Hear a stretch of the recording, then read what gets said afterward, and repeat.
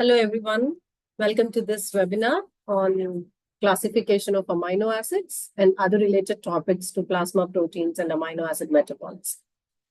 Now, first, let's understand why is it important for us to know about amino acids and what are they?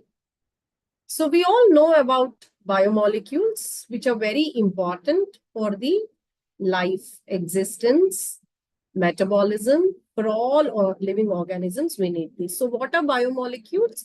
Molecules that are associated with life, we call them as biomolecules. So there are four important classes of biomolecules. As we all know, they are proteins, nucleic acids, carbohydrates, and lipids. Now, each class of these biomolecules have some very important functions to play, and then each of them integrate very well in a network. They coordinate, and then they crosstalk, and then they carry out the metabolic processes. Now, in this, the name proteins itself means of primary importance. Protos means of primary importance.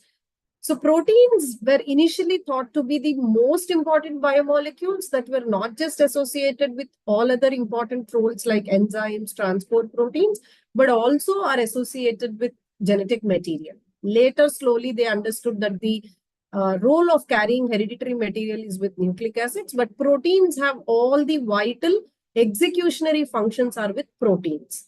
So what are the monomeric units of proteins are your amino acids. So they are the monomers for proteins. If you talk about the diversity of proteins, you have a varied number of proteins in all the living organisms put together. You have more than 1 lakh different types of proteins that have already been identified. Now, how do you think so much of variety is possible with proteins? It is just because of these amino acids. And interestingly, there are just 20 standard amino acids that are known to be existing in living organisms. But all these standard amino acids have a specific genetic code that synthesizes them during the process of translation. Other than that, many of these amino acids undergo modifications, giving rise to a series of non-standard or what we call them as derived amino acids. So a lot of non-standard amino acids are possible because modifications can be done onto these amino acids. So what is the basic structure of an amino acid that gives it so much of flexibility and variety? So as you look here, this is a central alpha carbon atom. Now to the central alpha carbon atom, on one end they have an amino group and on the other side they have a carboxylic group. So if you understand in nature, amino acids are the only molecules which have both amino group and a carboxylic group. That means a basic group and an acidic group in one structure is not there anywhere else except for amino acids. That is why they are amino acids. Both amino group and a carboxylic acid group is present in them. And what gives more variety to amino acids is this R group, that is a side chain. And one position is occupied by a hydrogen atom. So carbon generally has a valency of 4. On all the 4 positions, they have 4 different groups. One side you have a carboxylic group, amino group, R group, and a hydrogen atom, making this central alpha carbon atom a chiral carbon atom. Chiral carbon atoms are those which have 4 different functional groups on all the 4 positions. You call such carbons as chiral carbon atoms. Now, when there is a chiral carbon atom present in the structure, it results in what is called as stereospecificity to the molecule. Stereospecific molecules. So, amino acids, depending upon the position of their R group, they can either be considered as L amino acids or D amino acids. And understand that all naturally occurring amino acids in nature are L amino acids, especially in all human beings, we have only L amino acids because all the enzymes that are designed for metabolism of amino acids are specific to L amino acids.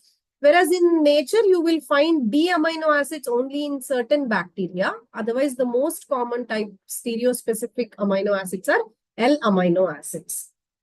So basically, amino acids have a central alpha carbon atom, an amino group, carboxylic group, and the R side chain.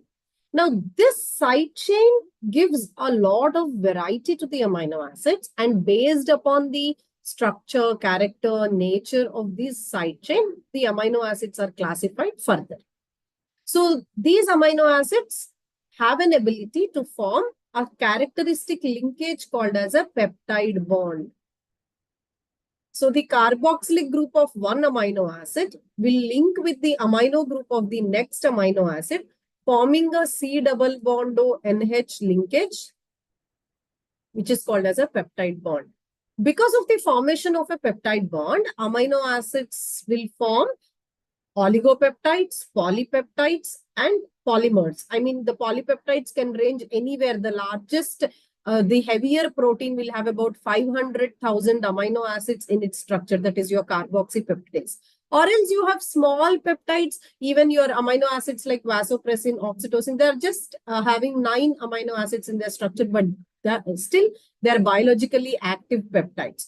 So these amino acids, when they link and form monomeric structures, they will either form short peptides, oligopeptides, or polypeptides, ranging in their number of amino acids that are linked.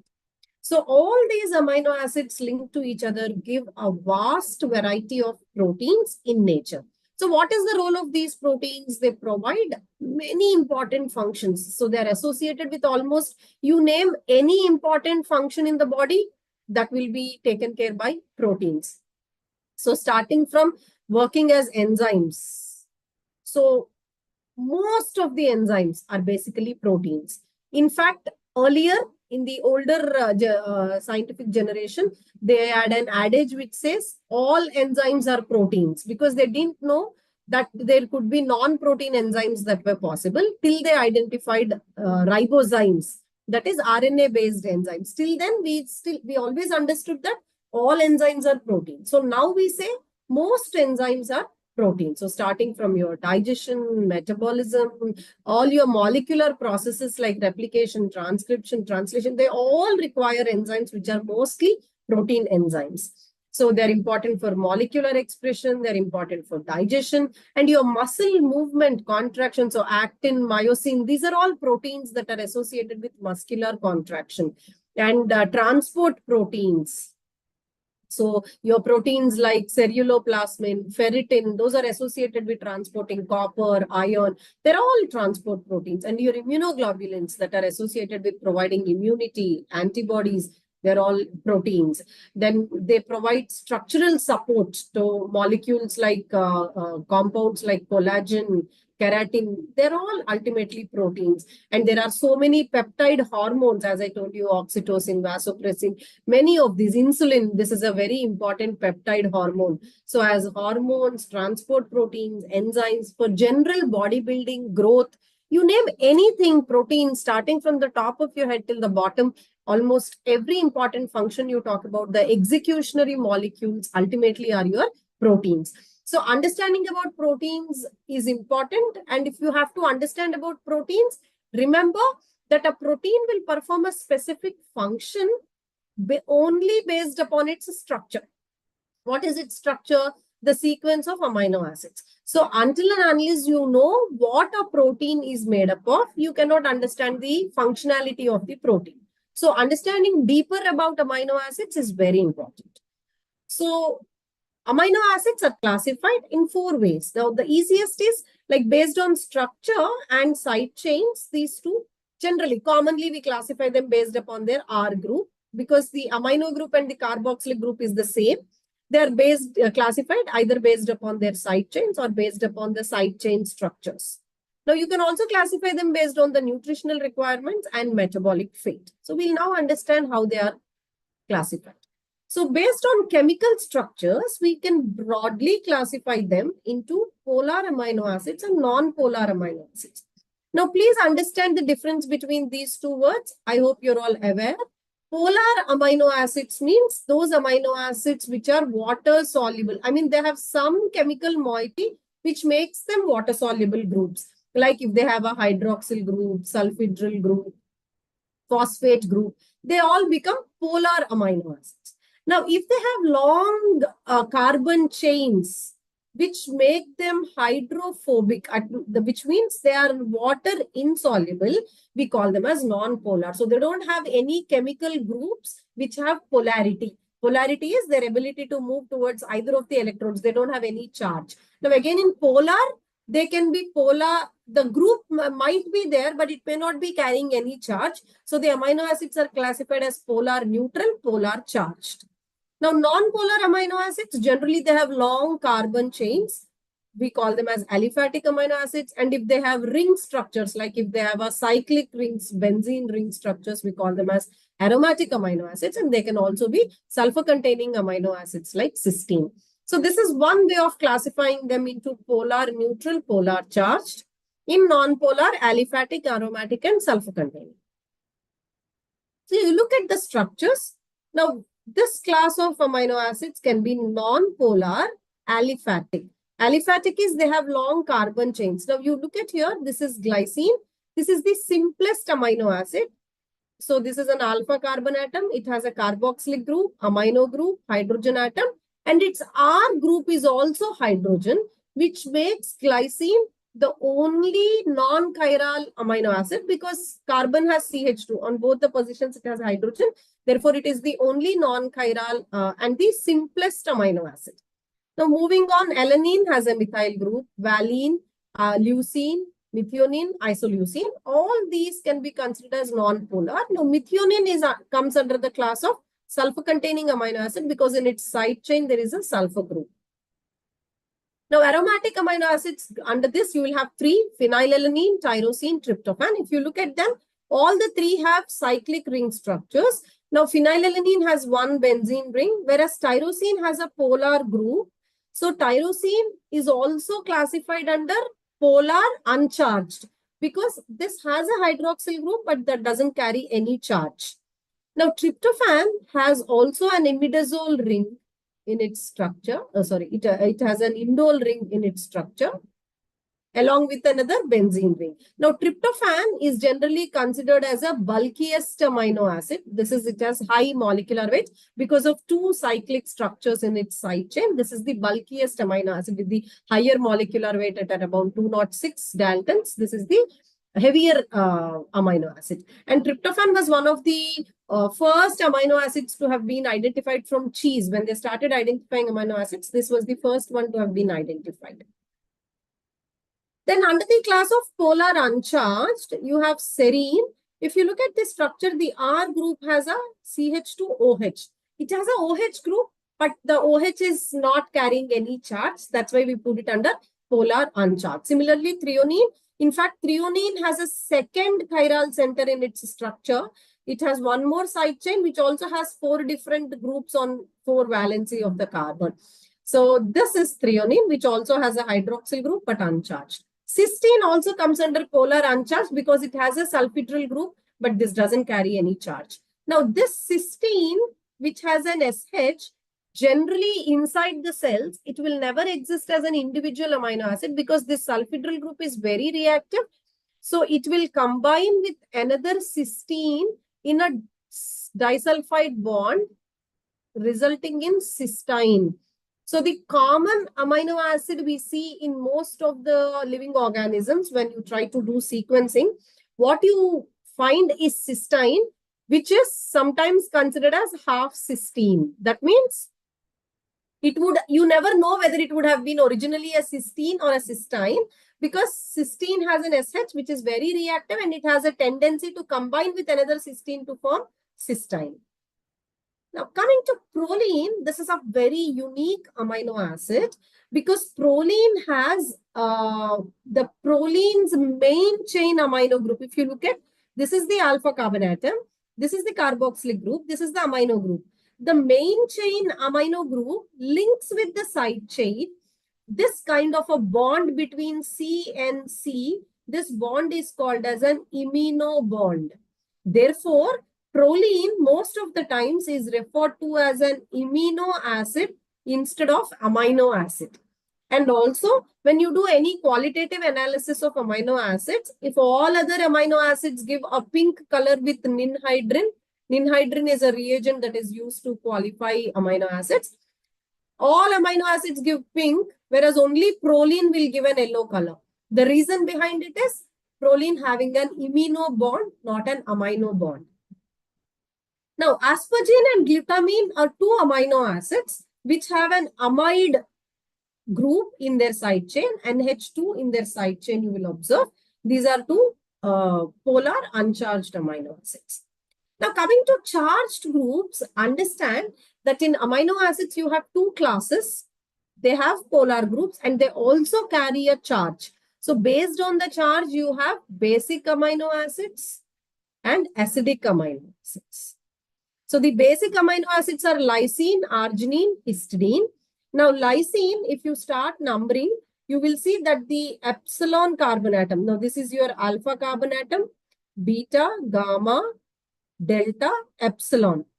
So the R group in lysine is called as an epsilon amino group. So because they have an extra amino group, they become basic amino acids or positively charged. Arginine has a very unique side chain which contains a specific group called as a guanidino group. Now, the guanidino group in arginine makes it the highly basic amino acid. Histidine again is a very interesting amino acid. Its side chain contains an imidazole group. Now, because of the presence of an imidazole side chain, histidine exists as a neutral amino acid at pH 7. So, at pH 7, it acts as a zwitterion. So, most of the times, histidine acts as a natural buffer. It's a natural buffering system. So your entire blood bicarb buffer system is maintained because of histidine that is present in the circulation, maintaining the neutral pH in the blood. Now, the other two amino acids are classified under acidic because they have an extra carboxylic group. So if three basic amino acids have extra amino group, the two acidic amino acids have an extra carboxylic group. So aspartate has one carboxylic group. Glutamate has one carboxylic group attached to the beta carbon atom. So this is alpha carboxylic group. This is beta carboxylic group present in this. Now, most of the times, aspargine and glutamine are just amide forms of aspartic acid and glutamic acid. Okay. Understand that each of these amino acids have their specific name. But when you look at any databases, generally the amino acids in proteins are present in long sequences. Suppose you're talking about a polypeptide, let's say having 10,000 amino acids, and you want to write the sequence. You can't start writing all the individual names of the amino acids. So for short peptides, we use a 3-letter abbreviation, like for example, glycine. Its 3-letter abbreviation is GLY. Whereas all amino acids also have a single letter abbreviation. Now, if you observe any biological databases, you will see that they are all represented with their single letters. In the textbooks or in the material that you're reading, if you come across something like this, they'll ask G, M, H, P, Y, L. What is this? You don't say they are random alphabets. They are individual alphabetic representations of amino acids. Now, we said there are 20 standard amino acids. Now, for almost all the amino acids, the single letter is their first letter. So, for glycine, it is G. But there is also glutamic acid. Now, because glycine already has taken G, glutamic acid is E. Okay, so like that, there are few exceptions. Otherwise, most of the amino acids' first letter is their single letter abbreviation. So for alanine, it is A. For valine, it is V. Leucine, it is L. Methionine, M. Isoleucine, I. Now, because, serine is S. Threonine is T. Cysteine is C. Proline is P. Now, P is already taken here. And for so phenylalanine becomes F. Now, T is already taken for tyrosine. So tyrosine is Y. T is already taken, so therefore tryptophan is W. Now for aspargine, A is already taken by alanine. So aspargine gets an N, glutamine gets a Q. Now lysine is K, arginine is R, histidine is H, aspartate is D. So these are the single letter abbreviations. It's very interesting to learn their single letter abbreviations because you will come across the peptide structures like this with their single letter abbreviations. Okay. So that's how we classify amino acids. Again, as I said, they can be hydrophobic where the R group is alkyl based on their side chains. All these come under hydrophobic amino acids. Aromatic groups, phenylalanine, tyrosine also comes in this. Sometimes tyrosine can be put under neutral, but generally tyrosine is also considered as an aromatic amino acid. Then in neutral, all these acidic, glutamic acid, aspartic acid, basic, lysine, histidine, and arginine. So based on the nutritional requirements, we classify them into essential and non-essential. What do you mean by essential amino acids? These cannot be synthesized in the body. So it is mandatory that we have to consume them through the diet. So your diet should give a supplementation of essential amino acids. Non-essential, they can be synthesized in the body. Because we have specific enzymes, they can be synthesized in the body. Some amino acids are considered as conditionally essential because what happens is, for example, you talk about arginine. Now, in children, arginine is not an essential amino acid because the little quantities made in the body are enough. But in adults, those levels are not enough. So we call them as conditionally essential. It becomes essential at a certain predetermined condition. So we call them as conditionally essential amino acids. So this is one way of classifying them. Now, based on the metabolic fate, we divide amino acids into glucogenic amino acids and ketogenic amino acids. There are some which can be both glucogenic and ketogenic. Now, what are glucogenic amino acids? When the amino acids break down, that is, when they undergo catabolism, if their atoms give rise to compounds or they can be sent into pathways which are associated with glucose metabolism, we call them as glucogenic amino acids. So all those that can enter into either glycolysis or TCA cycle, we call them as glucogenic amino acids. Those amino acids which produce acetyl coenzyme A when they break down to glycolysis, but they can enter into TCA cycle, those that provide acetyl coenzyme A, we call them as ketogenic amino acids. So there are only two amino acids which are exclusively ketogenic, that is leucine and lysine. So all these others, some of them, they can give rise to both glucose and acetyl coenzyme A. So we call them as glucogenic and ketogenic amino acids. So that's a brief understanding about amino acids and the different ways in which you classify amino acids. It is very important to know about different classes of amino acids and look at the overall metabolic fate of amino acids and what happens if there is excess production of glucogenic, what happens if there is excess production of ketogenic. So all these, it is important to understand. Now, the other important classes of proteins that we often talk about when it comes to therapy or disease are your plasma proteins. So what is plasma? This is the fluid part of your blood. And this plasma is the one which contains about the larger volume in blood, and it contains all the important blood cells are present in the plasma. So if you take whole blood and you centrifuge it, the fluid part of it comes up, that is your plasma, and it also has the cells, erythrocytes. So all the cells that are associated with blood like WBC, RBC, electrolytes, proteins, water content, everything is there with plasma. Now, the other important component in blood is serum. Now, the difference is plasma also has anticoagulants with it. So, therefore, it doesn't get coagulated. But serum is the one which has everything except for a coagulant. So, anticoagulant. So, therefore, serum is the coagulated part of the blood and it doesn't contain any cells, whereas plasma contains all the cells of the blood. Now, what is this plasma made up of? Predominantly, there are so many proteins that are associated with plasma, and these plasma proteins have very important functions. So 60% of the plasma proteins are your albumins. So two major classes of proteins that are associated are albumins and globulins. So albumins contribute up to 60%. They're very important for maintaining the osmotic pressure of the plasma. Then globulins are three types: alpha 1, two alpha globulins, beta and gamma globulins, and they have varying concentrations of alpha, beta, and gamma globulins in the plasma. Basically, all these globulins generally contribute to antibodies and transport proteins. A very little quantity of fibrinogens, which are associated with blood clotting, also are present in plasma protein. And a very minor quantity of proteins like AAT, that is called as alpha-1 antitrypsin protein. This is a very important protein that helps in your immunity, functioning of the respiratory system, coagulation factors. All these also are present in the plasma. So this is the combination, albumins, fibrinogen, globulins, which contribute about 35%.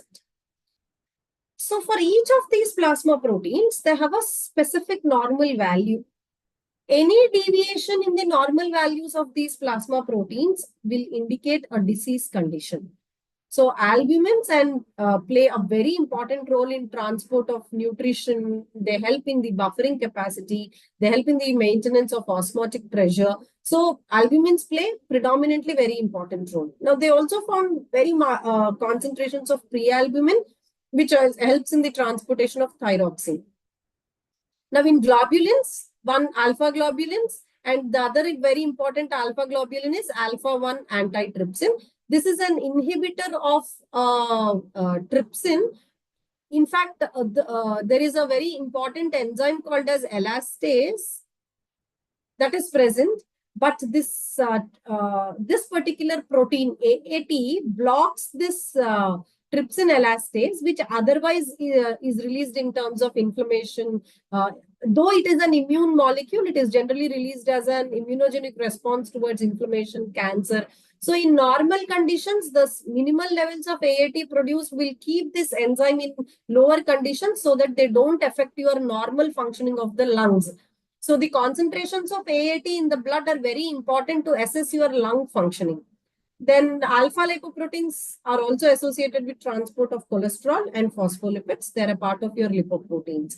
Then retinol binding protein, this is important for transportation of vitamin A, TBG. So as I said, most of these will act as transport proteins also, helping in the transport of, because blood is the main carrier. You know, through blood is where most of your important components go from one part of the body to the other part of the body. So what in blood helps in carrying all this? They are nothing but your globulins and other proteins in the plasma. Then you have microglobulins, which also helps in antitrypsin activity. You have haptoglobulins, which help in transportation of hemoglobin. Prothrombin, associated with clotting. Ceruloplasmin, copper transport protein. Then you have beta globulins, beta lipoproteins, which are also associated with lipid transport.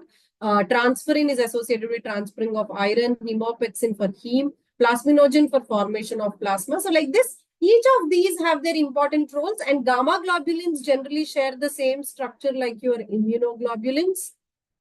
Different types of immunoglobulins associated with immune functions come under gamma globulins. Then fibrinogen, limited quantities, but it helps in the blood coagulation. So their normal levels are very important because deviations result in disease conditions. We've been talking so much about amino acids, proteins. Now, when we are trying to understand a lot of genetic diseases, surprisingly, scientists understood that many rare genetic diseases are associated also with protein metabolism. So we call all those diseases that are associated with, the body's inability to break down or do their normal metabolism. So if there is any enzyme that is deficient in a particular metabolic pathway, you'll observe that the entire pathway goes awry and it goes improperly, and then it results in accumulation of certain precursors or end products, resulting in certain diseases. So such group of genetic disorders associated with the body's inability to break down and store food for energy production, you call them as inborn errors of metabolism. And as I said, these are genetic diseases. So probably they will come up because of a mutation in a vital gene that is associated for the production of an enzyme in a pathway. Most of the times you will see the defect is in the enzymes that are associated with a very important metabolic pathway. So you will see either toxins will build up or the end products will build up. And these inborn errors of metabolism are not just with proteins, but surprisingly, you will see they are there with fatty acids, carbohydrate metabolism. But widely understood inborn errors of metabolism are associated with amino acids, that too specifically aromatic amino acids. Again, in amino acids, there are so many amino acidopathies where there is excess amino acid production, improper amino acid production that result in these disorders. Then with fatty acids also, in association with the synthesis of long chain fatty acids, short chain fatty acids, there are so many metabolic disorders that are there with your carbohydrate metabolism associated with glycogen storage disorders that are very widely understood.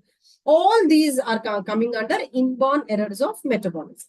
But our interest here is to, because we are talking about aromatic amino acids, or we are talking about amino acids in general, our concentration is about those errors that are associated with aromatic amino acids. So what are the aromatic amino acids we said? Phenylalanine, tyrosine, tryptophan.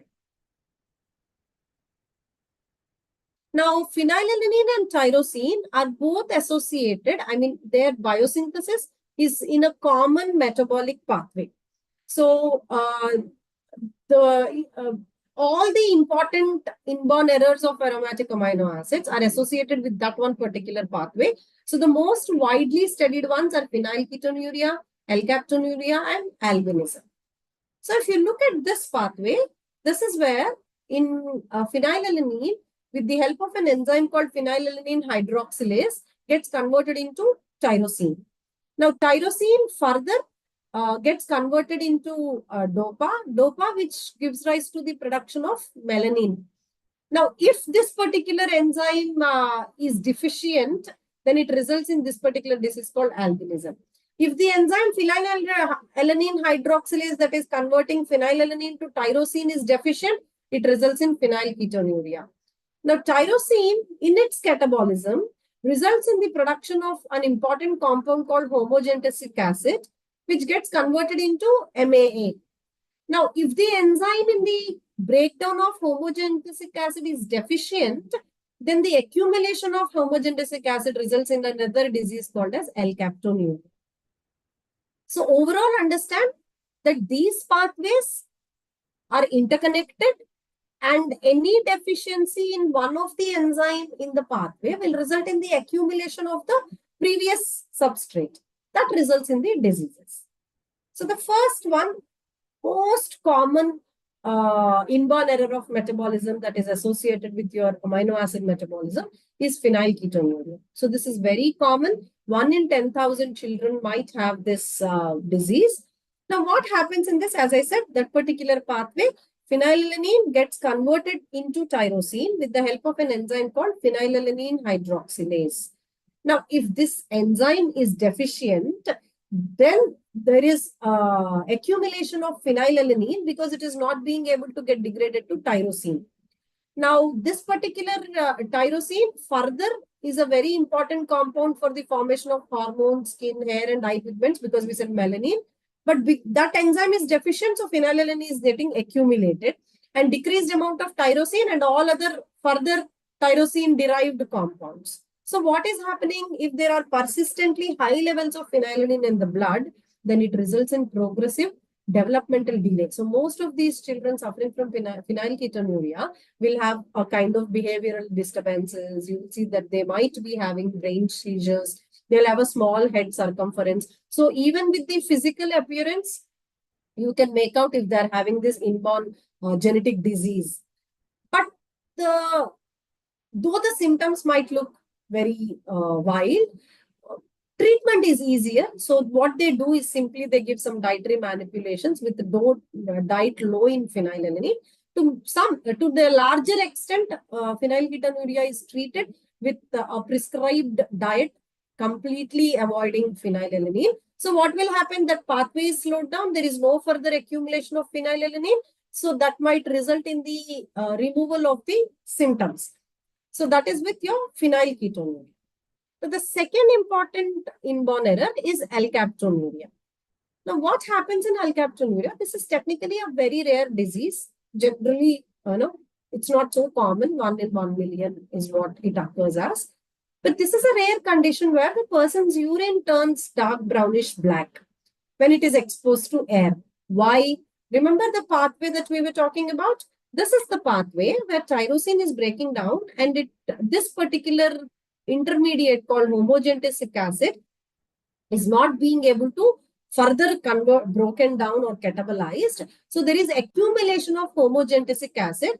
This homogentisic acid, when exposed to air, it will have that foul smell. So because of which it starts smelling, and also when that gets exposed to air, it turns brownish black color.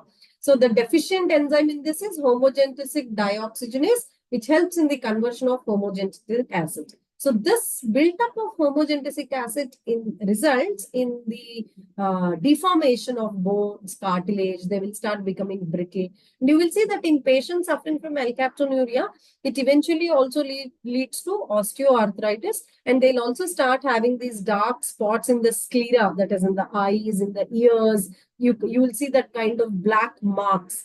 That's an indication that there is excess homogentisic acid is getting polymerized, oxidized, and giving that blackish pigment called alkaptone. That's the name, alkaptonuria. So you can predominantly see this in children suffering because the symptoms are very evidently seen. But there is no treatment because most of these genetic disorders cannot be cured with a tablet or anything because the error is occurring at the gene level, but you can only try to manage the symptoms. Albinism is again a rare genetic disease, but surprisingly, these days you are seeing a lot of people developing this albinism. Probably might be because of a kind of epigenetic modification. This particular genetic disease has become more predominant these days. Originally, it's a rare genetic condition which is caused by mutations or changes in the genes that are associated with melanin production. So again, if you recollect the pathway, we'll go back there.